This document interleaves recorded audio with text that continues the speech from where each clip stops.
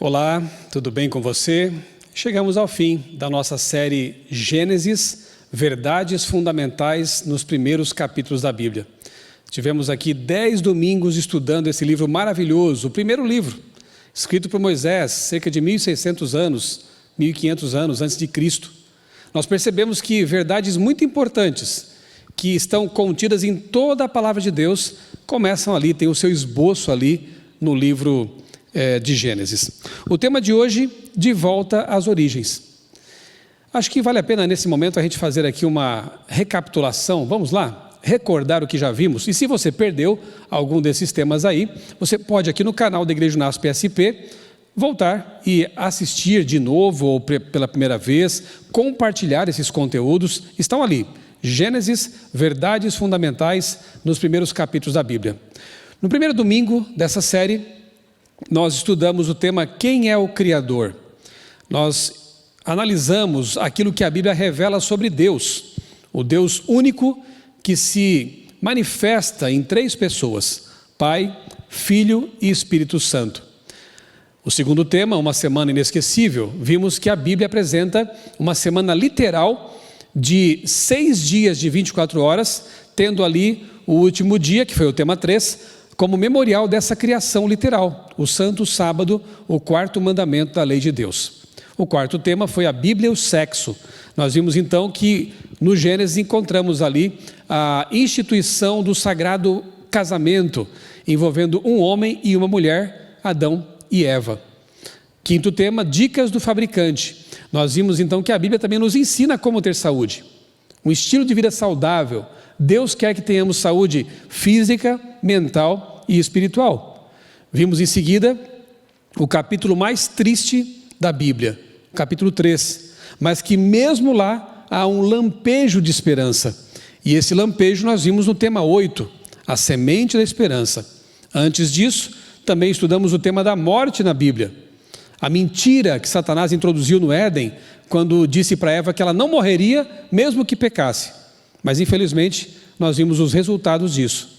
Só que Deus prometeu que na volta de Cristo haverá a ressurreição dos mortos. Aqueles que aceitaram Jesus como Salvador vão ressurgir para a vida eterna. Domingo passado, estudamos o tema intervenção divina.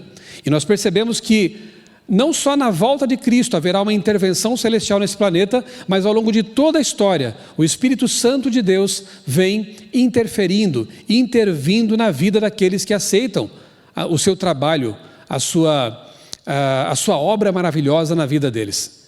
Nós vimos que Jesus, quando subiu para o céu, deixou conosco aqui esse Consolador maravilhoso, que nos prepara, nos motiva, nos faz viver uma vida de santidade enquanto aguardamos a volta de Jesus.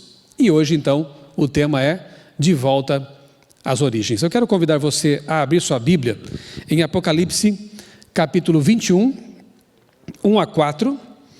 Apocalipse 21, 1 a 4. Nós até conhecemos já esse texto, nós já o lemos aqui na nossa série. É aquele texto que diz que vi novo céu e nova terra. João está narrando isso. Pois o primeiro céu e a primeira terra passaram, e o mar já não existe. Vi também a cidade santa, a nova Jerusalém, que descia do céu da parte de Deus, preparada como noiva, enfeitada para o seu noivo. Então ouvi grande voz, uma voz forte, que vinha do trono e dizia: eis o tabernáculo de Deus com os seres humanos. Deus habitará com eles, eles serão povos de Deus, e Deus mesmo estará com eles, e será o seu Deus. Que maravilha! E diz aqui que Deus enxugará dos olhos toda lágrima. Já não haverá mais morte, nem pranto, nem dor, porque as primeiras coisas passaram. Vamos agradecer ao nosso Deus por essa promessa? Feche os olhos e vamos conversar com o nosso Criador. Pai bondoso, muito obrigado porque encontramos essas promessas maravilhosas em Tua Palavra. Muito obrigado porque prometeste que um dia Tu vais recriar este mundo, este planeta, para que seja nosso lar eterno. Obrigado porque aqui João nos dá um vislumbre dos novos céus e nova terra, nos quais a justiça habitará para sempre. Obrigado, Senhor, por essas promessas. Que nesta noite essas promessas aqueçam o nosso coração e possamos sentir o desejo de estar preparados para esse grande dia. Nós oramos em nome do Senhor Jesus. Amém. Continue com a sua Bíblia aberta. Vamos agora para Isaías capítulo 65. Vamos ao Antigo Testamento. Isaías, o finalzinho do livro é um trecho apocalíptico também, porque ele narra aqui algumas coisas com respeito à nova terra. Isaías 65 e 66. Versos 17 e 18. Isaías 65, 17 e 18. Já encontrou aí na sua Bíblia? Ou no seu celular, ou no seu tablet, o importante é estar com o texto aí, junto com você. Diz assim o autor inspirado: pois eis que eu crio novos céus e nova terra. Aquilo que João disse no Apocalipse, né? Isaías aqui também está falando. E não haverá lembrança das coisas passadas, coisas tristes, né? Jamais haverá memória delas. Exultem e alegrem-se, porque para sempre no que eu crio. Porque eis que eu crio para Jerusalém alegria e para o seu povo exultação. Agora vamos para o verso 25. Veja o que diz aqui: o lobo e o cordeiro pastarão juntos, e o leão comerá palha ou grama como o boi. Pó será a comida da serpente. Não se fará mal nenhum dano em todo o meu santo monte, diz o Senhor. Olha essa foto aqui na tela. Essa será a realidade do mundo que virá. Nunca mais veremos cenas tristes de leões, tigres caçando outros animais. O cordeirinho vai pastar junto com o leão. Nós poderemos brincar com os animais. Eles não terão mais medo do ser humano e nem nós deles. A harmonia que havia no Éden perdido será restaurada. E nessa terra maravilhosa nós encontraremos um lar de paz. Eu gosto de trazer de algumas viagens que faço alguns souvenirs, algumas lembranças. E numa dessas viagens eu trouxe essa estátua aí, que você está vendo na tela, que hoje está lá em cima do piano, na sala da minha casa. Um leão e um cordeiro. E eu gosto de passar pela sala e, quando saio de casa ou quando entro em casa, olhar para essa estátua. Porque ela me faz pensar no que foi, no que deve ser e no que um dia voltará a ser. Essa simples estátua me faz pensar naquilo que nós perdemos, mas também me faz pensar naquilo que nós vamos receber de volta, o Éden restaurado. Um dia eu sei que essa estátua vai ser uma realidade. O leão vai pastar com o cordeiro. Como é bom saber disso. Wernher von Braun, o inventor dos foguetes que levaram o ser humano à Lua, disse certa vez: pertencemos ao lugar aonde queremos ir. Pertencemos ao lugar aonde queremos ir, não onde estamos. Então, se você deseja realmente um dia estar no céu e depois na nova terra, você é de lá, você não é daqui. Por isso Jesus disse que, embora tenhamos que amar as pessoas do mundo, nós não somos deste mundo. Nós temos que sempre pensar que somos cidadãos do reino eterno de Deus. Estamos aqui de passagem e aqui somos apenas embaixadores, representantes de Cristo, para pregar àqueles que ainda precisam ouvir essa mensagem maravilhosa. Pertencemos ao lugar aonde queremos ir. Eu quero ir para o céu. Você também quer? Então nós pertencemos a esse reino maravilhoso. Eu quero falar agora rapidamente de dois cientistas que marcaram a minha adolescência. Antes de eu me tornar adventista, eu fui evolucionista, darwinista, e lia muito esses autores. Um deles, Carl Sagan, um grande astrônomo norte-americano, evolucionista, ateu, escreveu vários livros, era um grande popularizador da ciência, falava nas mídias, né? Naquele tempo não tinha redes sociais, mas ele escrevia, dava entrevistas, procurava tornar simples coisas complexas, e nisso realmente ele era invejável. Ele nasceu em 1934 e morreu em 96, vitimado por um câncer. Carl Sagan era ateu, mas tinha uma grande esperança de um dia encontrarmos, como espécie humana, uma raça alienígena superior que, quem sabe, poderia até nos ajudar a sair desse atoleiro em que nos metemos. Carl Sagan era ateu, mas tinha fé de que um dia faríamos contato. Tanto é que ele escreveu um livro, virou filme, com exatamente esse título, Contato. Era a grande esperança dele. Morreu sem vê-la realizada. Outro grande nome da ciência, Stephen Hawking. Há dois livros que foram publicados e contam um pouco da história dele, dos casamentos que ele teve. Um é Stephen Hawking, Minha Breve História, uma autobiografia, e o outro, A Teoria de Tudo, que foi escrito pela primeira esposa dele, a Jane Hawking. Hawking nasceu em 42 e morreu em 2018. Ele tinha uma doença degenerativa, neurológica. Escreveu também alguns livros, ocupava a cadeira lucasiana lá em Cambridge, que foi inicialmente ocupada por Isaac Newton. Realmente uma grande mente, um grande cérebro, um grande cientista. Também tinha essa esperança, era ateu, e também tinha essa esperança de que um dia a raça humana encontraria alienígenas, uma raça de fora daqui, e isso mudaria a nossa história por completo. Morreu sem ter essa esperança realizada. Era ateu, como eu disse, assim como Sagan e muitos outros, mas tinha fé em alguma coisa além daqui, além da terra. Eu orei muitas vezes por Stephen Hawking, orei muitas vezes por ele. C.S. Lewis, um ex-ateu, esse passou por outra experiência, porque ele se converteu quando era adulto, e era um grande cérebro também, professor em Oxford, de literatura, um homem tremendamente inteligente. Tem um encontro com Deus e passa a escrever muitas coisas relacionadas com religião, teologia e Bíblia, livros maravilhosos, como por exemplo, Cristianismo Puro e Simples. E ele diz num de seus livros o seguinte: as criaturas não nascem com desejos, a menos que exista satisfação para eles. Um bebê sente fome? Bem, existe uma coisa chamada comida. Um patinho quer nadar? Bem, existe uma coisa chamada água. Se eu encontrar em mim mesmo um desejo que nenhuma experiência neste mundo pode satisfazer, a explicação mais provável é que fui feito para outro mundo. O que fica claro nesse texto é que, mesmo que o ser humano alcance fama, poder, desfrute de prazeres que esta vida pode oferecer, chega um momento que ele percebe, se é que já não percebeu, que isso não satisfaz. Salomão é prova disso. O rei Salomão teve tudo que este mundo pode oferecer. E no fim da vida escreve um livro azedo, com o título Eclesiastes. E ele diz ali que tudo é vaidade. Prazer, a vaidade ali, a palavra é rebel, quer dizer fumaça, neblina, algo que se desvanece rapidamente, que passa. Então, prazer passa, poder passa, dinheiro e fama passam. O que fica? Aquilo que só Deus pode preencher. Eu sei que isso pode parecer um tanto clichê, mas é a pura verdade.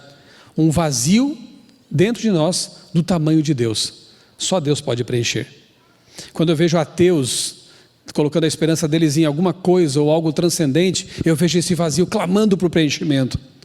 Quando eu vejo seres humanos que têm tudo nesta vida, mas ainda se sentem insatisfeitos, vazios, é esse clamor da alma pelo transcendente, pelo Deus infinito. Eles têm saudade de algo que eles não sabem o que é. A Bíblia mostra o que é, o lar que nos aguarda. Eu lembro quando esse filme Avatar foi lançado, em 2009, uma tia da minha esposa foi assistir a esse filme no cinema. E ela contou depois para nós a história e disse assim, isso me marcou. Ela disse assim: não dava mais vontade de sair da sala de cinema. E eu perguntei: mas por que, tia? É um mundo tão maravilhoso, tão bonito, de tanta harmonia, até o ser humano chegar lá, que dá vontade de ficar lá e morar lá para sempre. Aí eu tentei pregar para ela e falei assim: tia, você sabe que a Bíblia fala que existe um mundo melhor do que o mundo de Avatar, muito melhor, e não é um filme, é uma realidade? Aí ela quis mudar de assunto, e é interessante como as pessoas às vezes se permitem ser tocadas, enlevadas, por ficções, mas quando você fala de algo que virá e é real, porque Deus empenhou sua palavra, alguns não querem ouvir. Mas não chega nem aos pés, esse mundo da ficção, daquilo que Deus prometeu para nós. Mas quando pessoas dizem isso é porque elas revelam o vazio, uma saudade de algo que elas não sabem o que é, uma vontade de voltar para o jardim, mas não conhecem o caminho. Precisamos apontar o caminho para elas. Eu vou ler agora para vocês algumas citações, e de propósito não vou revelar os autores. Quem disse isso? Tente imaginar, e veja em todas elas um clamor silencioso ou até escancarado do coração que precisa de algo especial. Veja só o que disse esse pensador: antes de prosseguir em meu caminho e lançar o meu olhar para a frente, uma vez mais elevo só minhas mãos a ti, de quem eu fujo. A ti, das profundezas do meu coração, tenho dedicado altares festivos, para que em cada momento tua voz me pudesse chamar. Sobre esses altares estão gravadas em fogo palavras ao Deus desconhecido. Ele faz referência a Atos 17, né? Teu sou eu, embora até o presente eu tenha me associado aos sacrílegos, ou aos sacrilégios.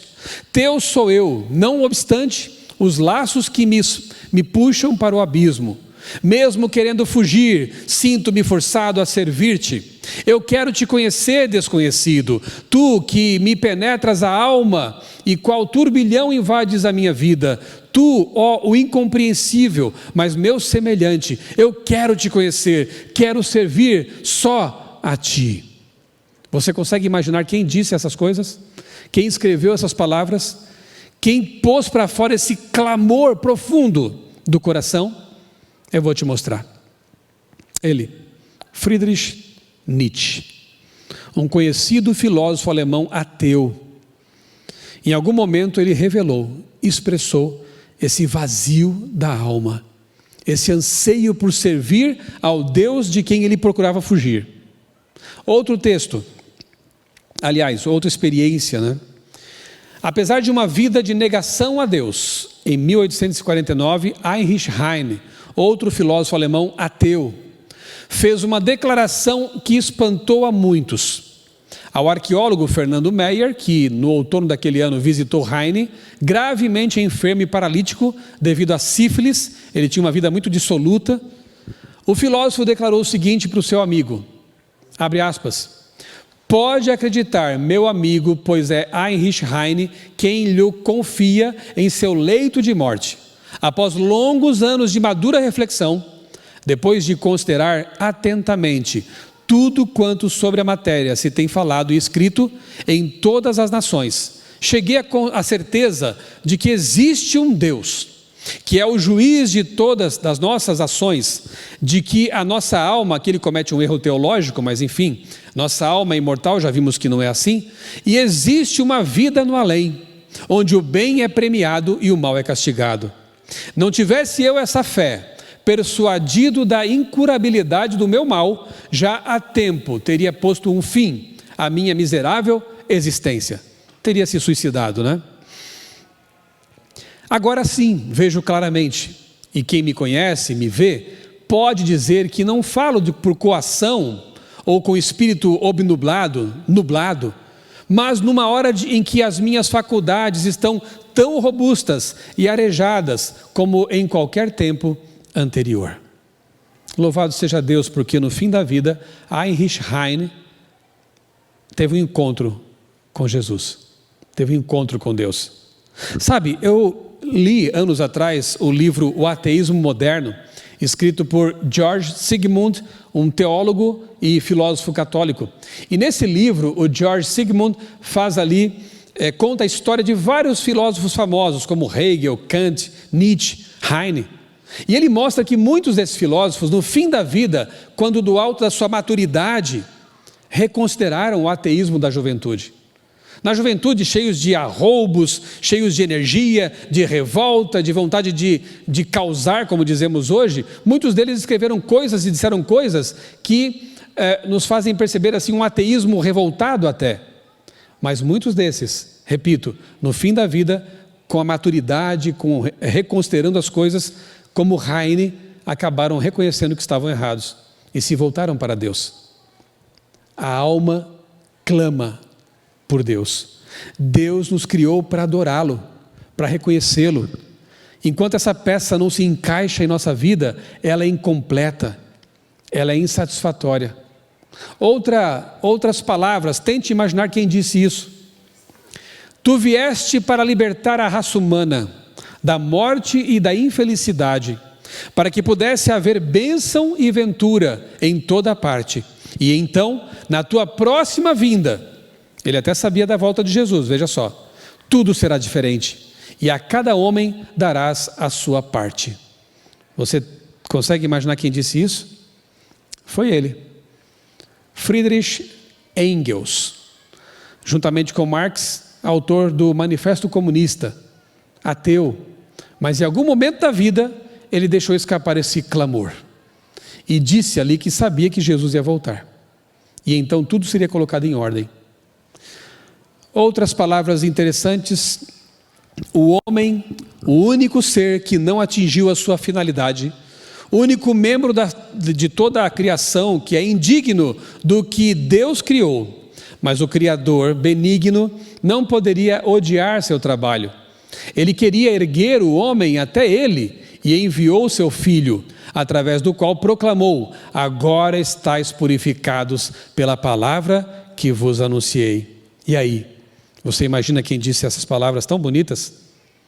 Foi este senhor, Karl Heinrich Marx.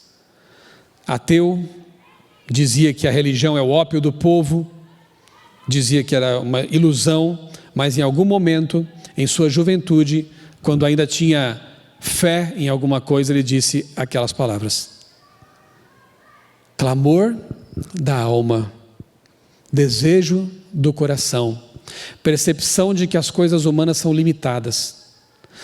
Nando Reis é um músico brasileiro, escreve também para jornais.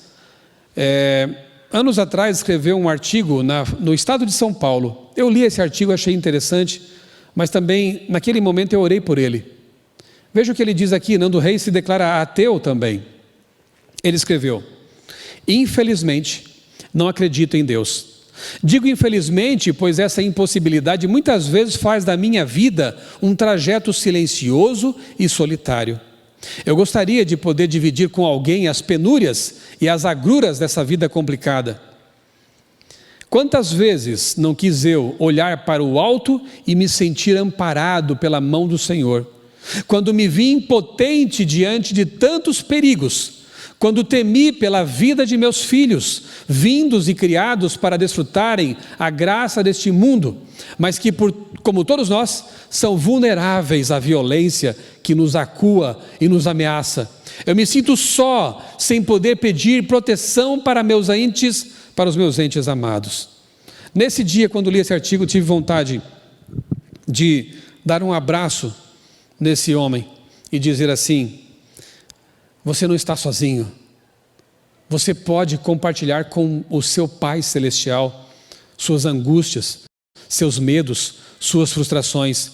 E ainda que por algum motivo nesse mundo horrível, você ou seus filhos venham a perder a vida, se aceitarem o plano de Deus, isso não será para sempre. Deus prometeu nos ressuscitar no último dia. Clamor do coração, vazio da alma, desejo por algo transcendente que esta vida aqui não consegue preencher. Sabem, Viktor Frankl, um grande autor, psicanalista suíço, escreveu livros maravilhosos. Ele esteve em campos de concentração na Alemanha, quando da Segunda Guerra Mundial, e ele percebeu, como estudioso do comportamento humano, que os judeus que estavam lá no campo e depois sobreviveram, eram justamente aqueles que tinham uma esperança, que tinham um sentido na vida e que esperavam depois do campo, depois da guerra, retomar sua vida. Aqueles que iam perdendo a esperança pelo caminho iam morrendo também. Depois o Viktor Frankl desenvolve uma escola de psicologia chamada logoterapia. No livro A Presença Ignorada de Deus, ele disse o seguinte: somente a pessoa espiritual estabelece a unidade e totalidade do ente humano. Ela forma essa totalidade como sendo biopsico-espiritual. Somente a totalidade tripla torna o homem completo. O que esse estudioso, psicólogo está dizendo é que somente quando nós contemplamos, damos atenção a essas nossas facetas da existência, que são a faceta espiritual, a faceta física, mental, emocional e social, quando nós contemplamos essas áreas é que nos tornamos seres completos mesmo. As pessoas que negligenciam sua espiritualidade, em algum momento vão se dar conta de que a vida não foi plena como deveria ser. Ao vazio clama por alguma coisa, mesmo que sejam extraterrestres, mas o vazio está lá. Então esse estudioso diz, somente o ser triplo, e na verdade isso Ellen White no século XIX já dizia também, em outras palavras, né? Natureza física, mental e espiritual. Que quando nós contemplamos essas faces da existência, nós nos tornamos pessoas plenas, felizes, não totalmente, porque na verdade, dizer que alguém pode ser plenamente feliz nesse mundo de pecado é uma ilusão. Mas Deus nos ajuda a administrar o vazio, essa insatisfação, até aquele dia, quando nós então seremos plenamente satisfeitos na eternidade. O problema é não ter Deus na vida e não saber administrar essa frustração, esse vazio, essa incompletude. Aí muitas pessoas tiram a vida, muitas pessoas buscam soluções que não são solução, como drogas, comportamentos de risco e coisas desse tipo, até chegar ao fundo do poço. Bem, recomendo a vocês esses livros de Viktor Frankl. Para a gente caminhar agora para o fim dessa nossa série mesmo, eu quero lhes apresentar cenários do fim que são propostos, né, por pessoas que não creem na palavra de Deus, cientistas, cosmólogos, astrônomos. Basicamente são 3 os cenários. Eu quero que você analise isso agora e pense se você gostaria de participar de algum deles. Primeiro, segundo a concepção aí mais conhecida, né, da origem do universo, Big Bang, o universo estaria em expansão. Se não houver matéria suficiente para conter essa expansão, o universo e tudo que nele há vai se contrair, tudo vai voltar para um ponto inicial e chega um momento que haverá um Big Crunch, o oposto de Big Bang. Toda a matéria do universo, toda a energia e matéria do universo concentradas num ponto de densidade infinita. Então a opção 1 seria a vida que eventualmente existir nesse universo daqui a 15, sei lá quantos bilhões de anos, ser esmagada num mega buraco negro.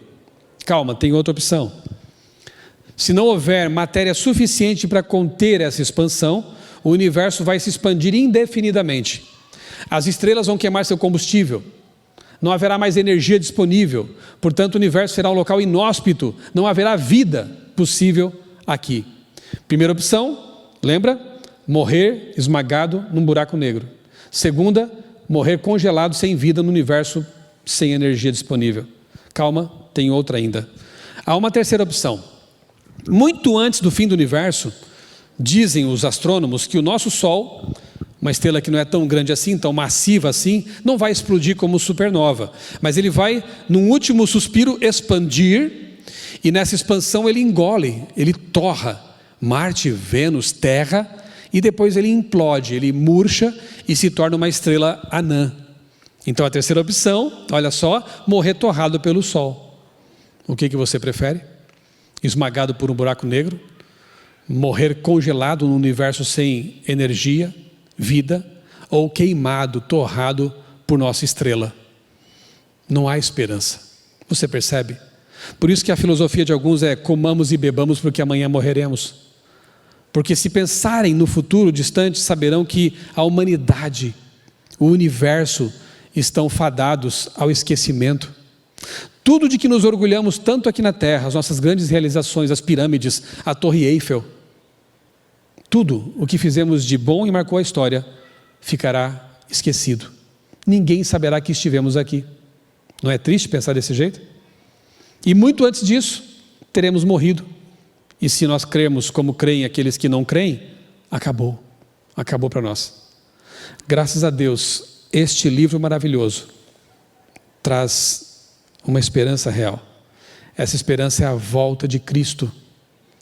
Essa esperança é o dia do encontro com o nosso Criador.